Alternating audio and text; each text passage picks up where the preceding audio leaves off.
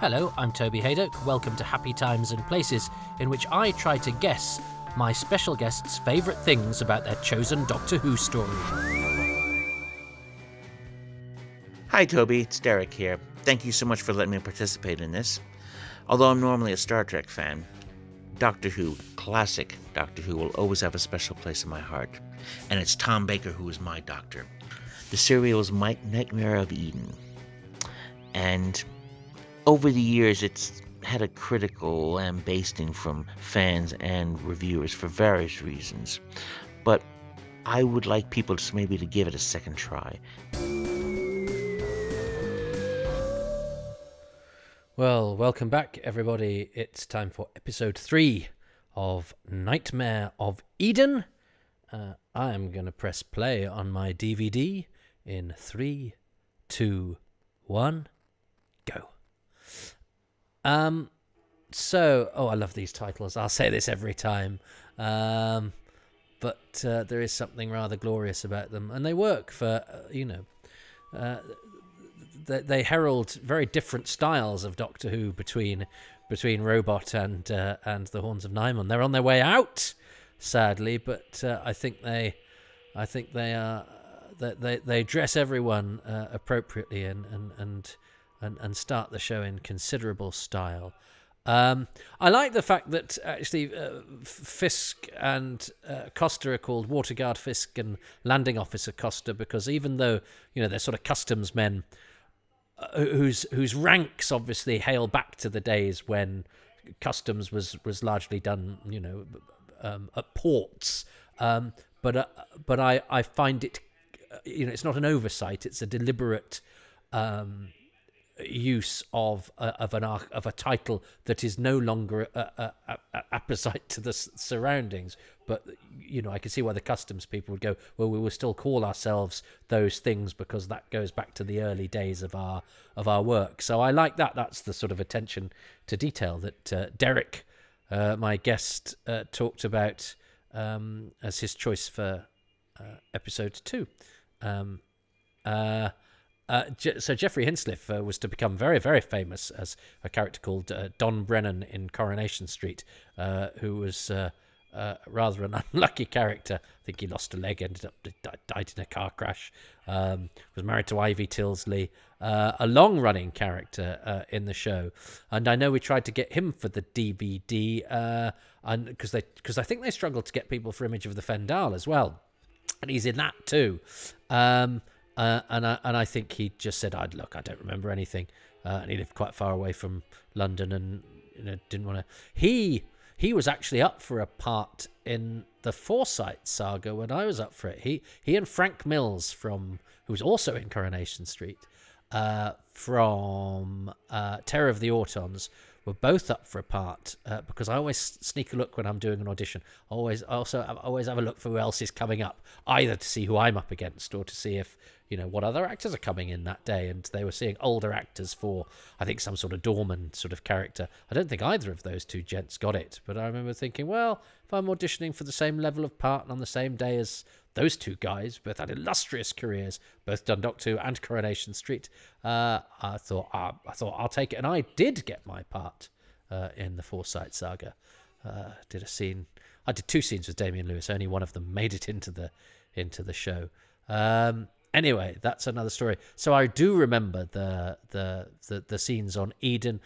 This is a great idea. The idea of trying to conserve bits of a planet, and I don't buy the Doctor's theory that actually, you're conserving it like what jam conserves fruit or whatever.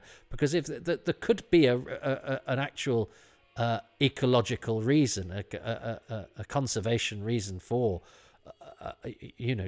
taking bits of planets and housing them digitally in order to preserve precious bits of them. I suppose it depends how directly under threat they are.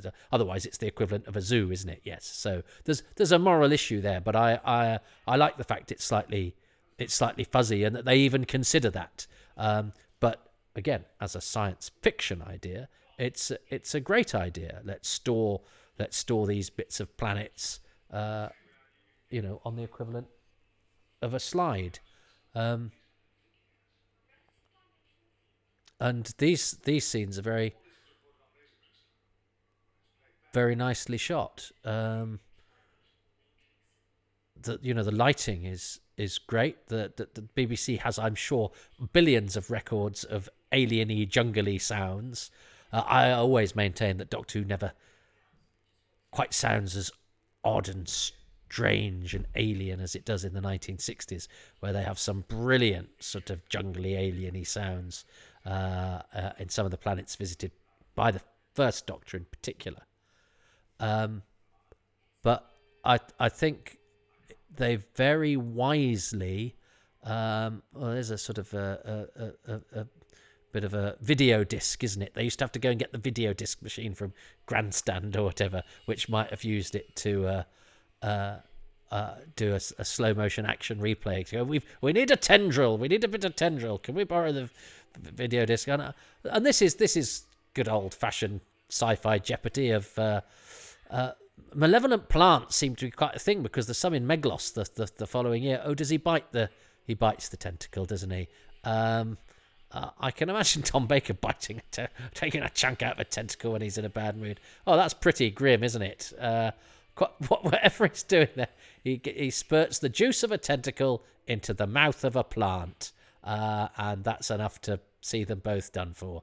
I sort of forgot about that, but it's quite grim, isn't it? He's got some green goo on his face.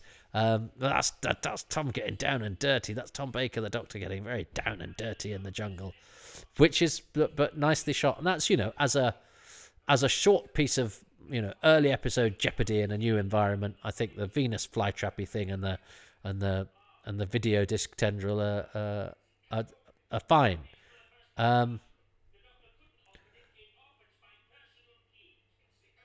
Yes, I was sad when I heard that Peter Craze had died, because I'd done a commentary with him for Phantom Films. No, for not for the Space Museum and for his episode of the War Games, but I'd done the commentary with him for this for the BBC, and I liked him very much, and I know friends of friends held him in very high regard as a drama teacher, and he was a nice guy, and I knew he'd had a stroke, but he's I'd met him post stroke and he'd seemed in fine fettle. But of course our hero, but Jeremy Bulloch is somebody that I considered to be quite young. Isn't that interesting? Jeremy Bulloch and Peter Craze were great mates, and they're both cast by Alan Bromley, but in different Doctor Who's. I'd like to get an angle on Alan Bromley, really, because I think he was somebody that we wrote off as, because he was always talked of as this sort of senior guy, and this is sort of seen as the twilight of his career. I think we assumed that he'd sort of died in the 80s and nobody had noticed. A bit like George Spenton Foster, the other director that from this sort of time that nobody managed to speak to. And actually, they died much later than you would have thought. I think Alan Bromley was still around in the early 90s. He was married to June Ellis, a blonde character actress, who's in the film of Quatermass and the Pit, amongst other things. And she's in the Prisoner episode, The Change of Mind. And she was around until more recently. And I think some people did speak to her, and I think maybe got the odd telesnap off of some other stuff. No, she'd lent the telesnaps to somebody else and never got them back. That was right. But I think, June Ellis spoke to some people. But we've not quite got an angle on Alan Bromley, and that's a shame, because I'd like to know a bit more about him. Is there a documentary in the offing? I don't know if he'd be considered a big enough figure, but I certainly don't quite think we've got to the full story of what happened here. He says the name Stott, doesn't he? Which I like. It's just quite cool in a 70s man who drinks coffee and puts his hands on his hips kind of way. It's sort of like, if Gareth Hunt's unavailable, I shall be. He's very handsome. He's got a very solid presence, and again, it's sort of welcome in a story where the performances are a bit wayward. He's he's dependable and he's straight down the line, and gives it that sort of leading man straightness that it sort of needs. I like his scar. He's got a scar as well because he's been grabbed by the mandrills. But Barry Andrews, we couldn't get for the commentary either, because I think he sort of rather withdrew from public life for various reasons. So he's another one from Nightmare of Eden that hasn't been particularly interested in engaging with the public. So I don't think Nightmare of Eden is the connecting issue between Jeffrey Bateman and Barry Andrews and Jeffrey Hinsliff and Jennifer Lonsdale and David Dacre. I don't think they all went, we were in Nightmare of Eden and we're never talking to anybody again. I think it's probably because they just went, I can never remember if it's called Nightmare Of or Nightmare On, so I'd rather not engage. But it, as I say, it did mean that we scrabbled about a bit we ended up getting quite a good mix. It's one that I always think of apologising for and then going, actually, it's a perfectly good commentary. It has the writer, it has the visual effects guy, and it has 2 cast and makeup. That's a perfectly good commentary. But I know we literally got everybody that we could. That CSO was a bits vanished there, and also Stott waited for quite a long time for the Doctor to join so that he could then say, "Look out, Doctor!" But that's the nature of CSO and stuff. I haven't talked much about K9. Some people hate K9, don't they? I love K9, but I do prefer the John Leeson K9, if I'm honest. And although, no, because my earliest memory is of The Invisible Enemy. But I didn't realise as a kid that K9 was done by different people. I remember I discovered that, I think, in Doctor Who A Celebration, and went, really? And it was quite, and again, because we got the videos of this era quite late, I didn't come across the Brierley K9 till quite late in the day. And I think bits like that with him sniffing and stuff, where, again, I think K9 is funny when K9 is played straight, not when K9 joins in with the joke. And I think that's what happens mistakenly sometimes in season 17, is that people join in with the joke, and it's actually better if you don't. I think they get killed, don't they? Here, yes, that's right. Oh, that's pretty grim. Although that's I don't know how Richard Barnes is killed there. He's sort of, but of course this is a glorious moment, because are we breaking the fourth wall? Are some not very good monsters killing some not very good extras, and are the viewers going, oh, that's a bit rubbish, and then it cuts to one of the characters in it going, that's stuff, but he's doing it because he's high on drugs. So you could say that's a very clever and artful breaking down of the fourth wall,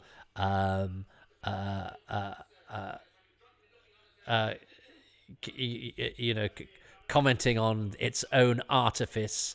But that's a great line. They're only economy class, and I like Costa's revulsion at what. So it's not sending it up completely, because there is another character on hand to say you're out of order, and of course Rig has a reason to act so callously and in such a cavalier way, because he's high on drugs. What is Stott doing? Stott didn't really know what's going on there, and that mandrill was a bit zippy and a bit. He's got mandrill crotch. It got gusset rot. That mandrill, and you can see the bottom of its feet. They're a funny mixture, aren't they? The mandrills, because elements of their costume are absolutely fabulous, and elements of their costume are really not very good at all. Oh, and I just saw a member of the crew to the left-hand side of the screen. Can I say I don't like Lalla Ward's dress in this? Is that allowed? It's it's like a maternity dress. She needs a belt. And who am I to tell Lalla Ward how to dress? She's a very, very, very stylish woman, but I don't think that's her finest wardrobe moment.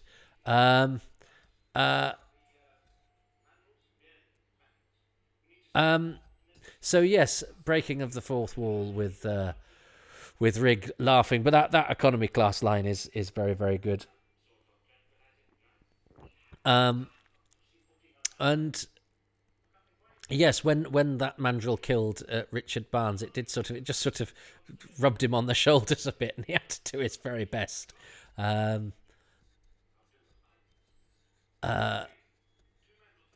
And this crewman is Sebastian Stride, who has just, as I record this, his death has just been... I never knew it. I didn't really know anything about him at all. But he got a little piece in The Guardian because he was quite well known as a sort of pub singer, guitar player in certain London pubs. Died relatively young. 65 is no age these days. But if, I think... those are the sorts of people who, will have been around. He was around for episodes 3 and 4 recording, would have been worth talking to and getting their memories down. But often they're hiding in plain sight and you don't find out about them until they pass away, which is what he did, sadly, very recently. Sebastian Stride. But there's some footage of him on YouTube singing in the pub, which was nice. And it's where when I spend an afternoon, getting the measure of somebody I will now never meet, but who I acknowledge as a contributor to this great TV show, and will have immortality because they are a name on the list of people that have been in Doctor Who, and that's a great list to be on. And as I say, I salute all of those people. I like Tom Baker's tartan trousers. In fact, I like his costume. Full stop. I think the look of Tom Baker is a genius look. It's quite good casting, isn't he, Geoffrey Hinsliff? Because he's the typical sort of small man, and the way that it's shot sort of emphasises that overcompensatory small man. You could bet he'd overtake you on the motorway quite a lot. I mean Fisk. Not Geoffrey Hinsliff. I don't know how. I'm sure he drives marvellously. He didn't in Coronation Street. But again, that was his character. So these two characters are behaving very suspiciously. And I think I, as a kid, went, I think because Dimmond is quite a good character because he's not in it that much. But he's in it enough to make himself known. So he's a really good choice to be one of the bad guys because he has to be there because he's the captain of the other ship. So it's one of those surprises where, as a kid, you have an inkling that he might be in on it, and then you feel good about yourself that he is. Whereas I think it's no surprise that Trist is a bad guy because, well, it certainly isn't now after that very shifty conversation they had in the corridor.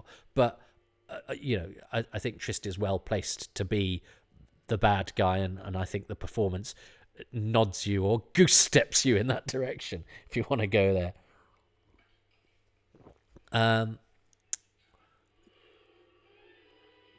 Yes, so that's Tom Baker sends it up a little bit, and it's interesting what battles directors will have had with their leading man, but he did behave for people that he respected, and you can tell when he's with an actor that he respects as well, because he does change the pitch and tone of his performance, and he's quite deferent to Beatrix Lehman in The Stones of Blood, and deferential to her and to Graham Crowden a little bit in The Horns of Nimon. He knows there's no point in trying to compete with Graham Crowden.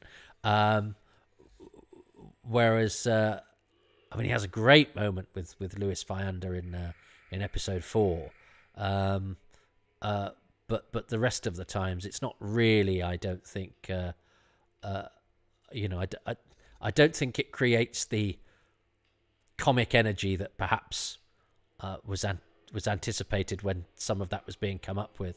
Oh, and that's a bit like the bit with the Marsh Child in Full Circle, where he says, no to a creature who doesn't understand that if it thwacks a bit of technology, it's gonna die. That is a brilliant effect. It's a same that the last bit of it is slightly rushed, but that collapse augmented with a bit of video effect, and then this absolutely superb idea. I've seen it written up as being a daft idea. Why wouldn't the desiccated, the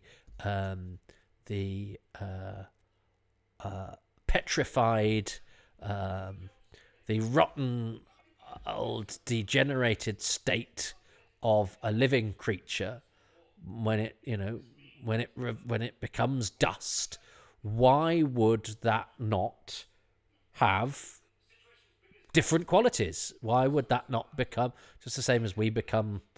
Well, I suppose our bones are already calcium and stuff, aren't they? But I think it's a perfectly acceptable and, in fact, a very, very good science fiction idea that the drug that we're looking for is actually the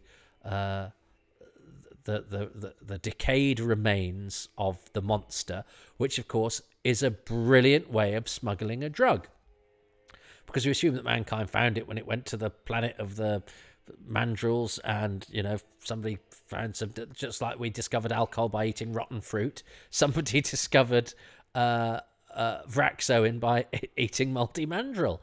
I think that works perfectly fine for me, and it's a great way to smuggle a drug. You smuggle it as the living creature, you get it to the other end, and you kill the monster, and you get the drug. David Dacre's great in this scene. So I could have chosen him for this episode, really, and perhaps I should have done, but I chose him for last episode. But if Derek chooses him for this episode, because Derek's not choosing specific to episodes, really, is he? He's sort of choosing general things one at a time, which is fine. That's legitimate. But if he chooses after me, I think I get the point for that. But I that's why I was annoyed when we got this as a compilation, because David Dacre's not in episode 4, so I didn't know where he appeared on the credits, because we only had the credits for episode 4. He gets second guest billing, for those of you that worry about such things. But it's rather a sad end for Rigg, because he's actually done nothing wrong at all.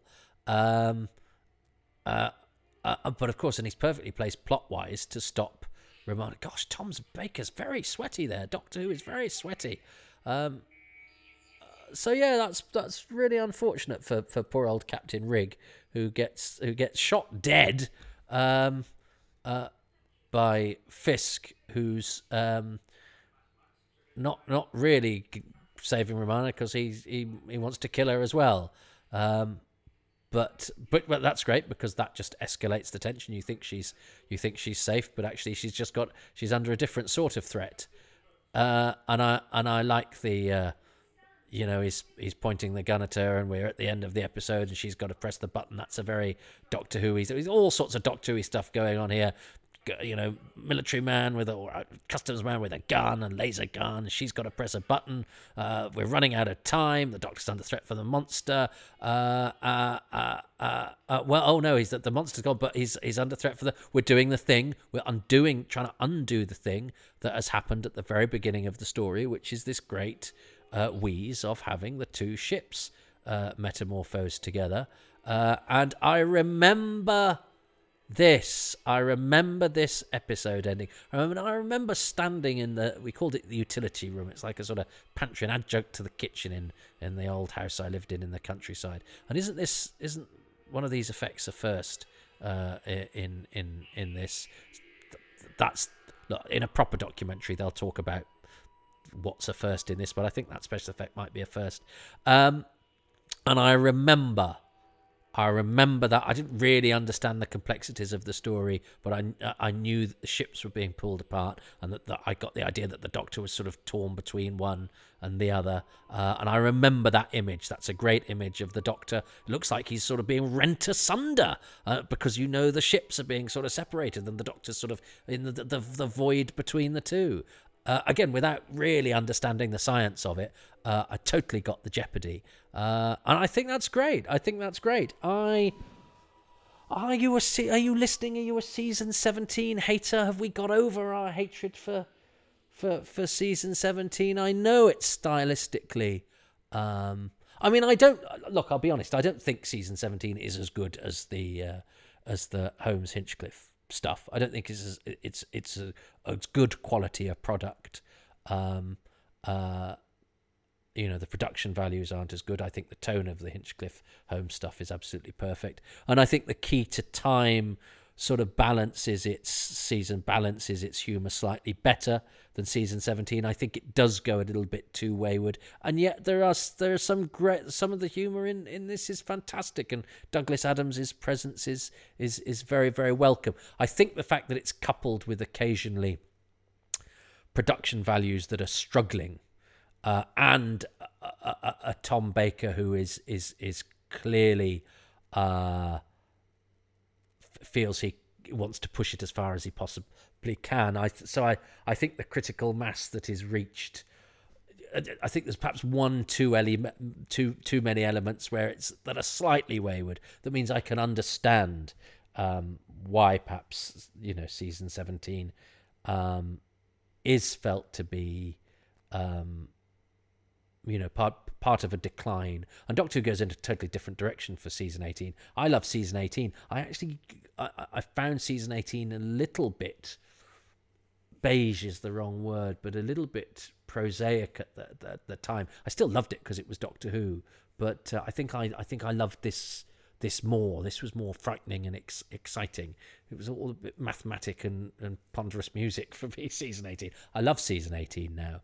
And I'm just talking about my memories as a kid. I went from being, the biggest Doctor Who fan in the world to slightly disappointed by Doctor Who quite quickly, because I'd got into the past, and the past was unreachable, whereas the present was there. Where's the excitement in that? I mean, it was still the best thing on telly and my favourite programme. But extraordinary, isn't it, how we can go to be slightly disappointed with what we've got almost immediately. But I think season 17 is much more highly regarded now. But I think, like the Gunfighters and various things, I think it has a hangover of a reputation it will never quite escape. I mean, I know some people who absolutely love it, which is why I would also say, yeah, but I think, objectively, I couldn't say it is better than the previous seasons. Although, it is terribly entertaining, and I think this is great. I'm really enjoying this. I'm aware that I'm talking all the way through it though, as well. But I think it's fun, and it's certainly not dull, and it's brimming with ideas. So, what's my favourite thing about episode 3? Well, it's got to be the confluence of the idea that the drug of Vraxoin is the petrified remains of the monster, which brings in that great idea. It's a great science fiction idea, but also it's a great way of smuggling the drug. That's so clever, and the fact that it's rendered through an excellent special effect. So that sequence, but also it's the presence of that idea in the plot. That is my thing for episode 3. What has Derek chosen now? He just seems to be choosing different elements of the story one by one, which is fine, perfectly legitimate. But that means if he chooses something that I've already chosen, I do get a point. So I'm living in hope that he might pick something that I've already picked. Let's see. The third thing I liked about this was the scientific notions behind it. You had a drug so potent, so dangerous, that they destroyed the planet where the original source of it was from. You have creatures that break down into this monstrously addictive drug. You have transdimensional storage spaces for endangered species. You have two ships phased together, locked molecularly because one of them came out of hyperspace too soon. All of these high-tech ideas that drove the story were just so far ahead of its time, I think. Well, now there you go. Now he's been very clever, of course, because he's in one fell swoop, he's chosen 2 of the things that I've chosen. So I don't know how that works. I might need to get the commentary ombudsman in to to adjudicate, because I have he's well. That means, I guess, that I've taken 2 goes to wipe out one of his. So I get a point, but it's taken me 2 potential points to get that point. I guess that's the way it is. But yes, I'd forgotten about it. Of course, they destroyed. Yeah, they would destroy the planet to get to wipe out all trace of the wracks. But yes, it is. I could have, if I'd been sensible, because I'd got in the back of my head to choose the CET machine next week, which I'm now not going to be able to do. Of course, I've got to choose 2 things next time: my thing for episode 4 and the bonus thing. So there's still a chance if I choose 2 things and Derek and Derek, and they're the same as Derek's, or Derek chooses 2 things that I've already chosen. So I'm living in hope. I'm not doomed like some Vrax snorting miscreant. But yeah, I think Derek and I are on the same page there. This is a really imaginative, hats off to Bob Baker. It's a really imaginative use of Doctor Who's format. It's a story of monsters on a spaceship, people trapped on a spaceship with deadly monsters that kill people, which is great familiar Doctor Who stuff. It's got a jungle that's got deadly tentacles and things and green spurting goo and, shadows where things with claws attack you. Great Doctor Who-y stuff. But it's also got ideas at its core that are unique to this story, and make this story hugely recommended in that regard. And if your taste for Doctor Who is the slightly broader performances and the slightly more anarchic style of the central character fully unleashed, then this is a heady brew for you. If you're slightly queasier about arch performances and undergraduate humour and tongue-in-cheek style, I still think you can applaud the notions at its core. So I'm not having a nightmare on Eden. I'm having a lovely little daydream. But it is actually... and the title's clever as well, isn't it? Because Eden, of course, is paradise. And we'll get on to the name Eden next week, because there's a nice little gag, a casting gag, my favourite. But let us not anticipate what's going to happen next week, because that is the end of episode 3 of Nightmare of Eden. Thank you very much for joining me. I hope you don't awake in a cold sweat screaming about your mandrills, and if you do, I'll be back to reassure you in the next episode of Happy Times and Places. Thank you ever so much for listening, and I will speak to you next time. Ta-ta.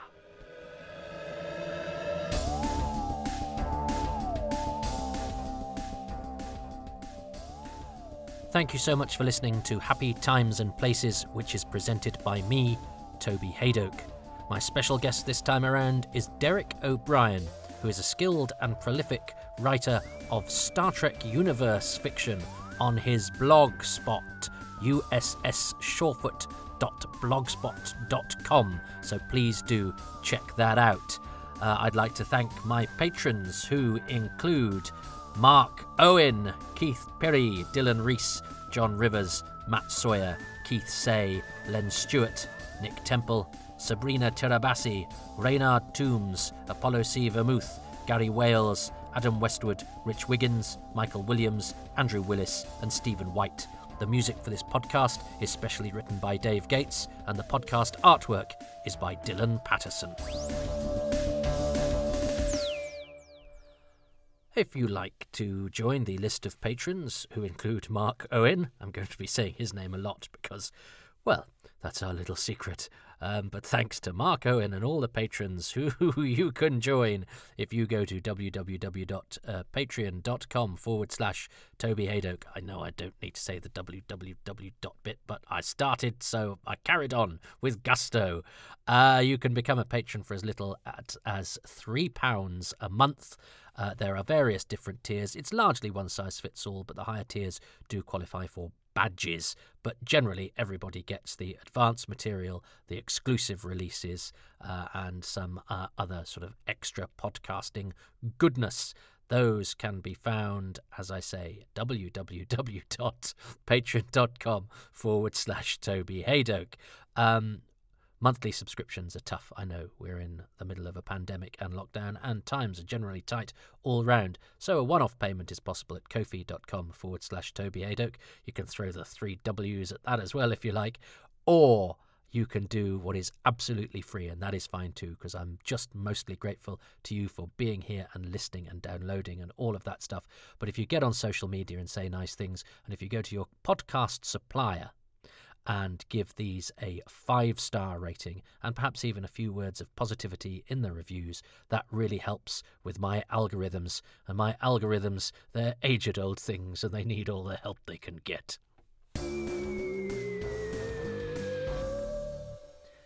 And check out my YouTube channel, my website, www.tobyhadoke.com. And I have a channel, twitch.tv/XS Malarkey, that does live comedy every Tuesday at 8 p.m. GMT. But old shows and clips are up there at all times as well.